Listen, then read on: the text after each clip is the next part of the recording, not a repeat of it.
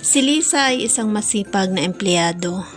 Buwan-buwan, sakto lang ang kanyang sahod. May pambayad ng bills, pagkain, at paminsan-minsang luho. Ngunit sa tuwing sasapit ang katapusan ng buwan, lagi siyang kapos. Minsan napipilitan pa siyang mangutang para lang makaraos. Isang araw napansin ito ng kanyang ina at tinanong siya, "Anak, malaki ba talaga ang gastos mo o hindi mo lang alam kung saan napupunta ang pera mo?" Napaisip si Lisa. Kinabukasan, sinubukan niyang gumawa ng simpleng paraan.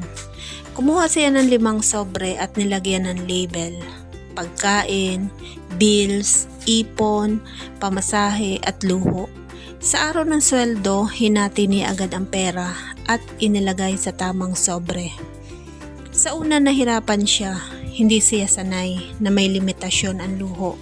Pero tuwing titingin siya sa sobre ng ipon, unti-unti niya itong napupuno. Pagkalipas ng ilang buwan, nagulat siya.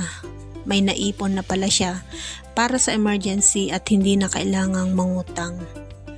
Isang beses nasira ang kanyang cellphone. Dati, siguradong mangungutang siya. Ngayon, binuksan niya lang ang sobre ng ipon. Ngumiti siya at napagtanto. Hindi pala kailangang malaki ang kita para umunlad. Kailangan lang marunong magplano. Ang tamang pagbabudget ay hindi pagdadamot sa sarili, kundi pagbibigay direksyon sa pera. Kapag alam mo kung saan napupunta ang bawat piso, mas nagiging kontrolado ang buhay at mas panatag ang kinabukasan.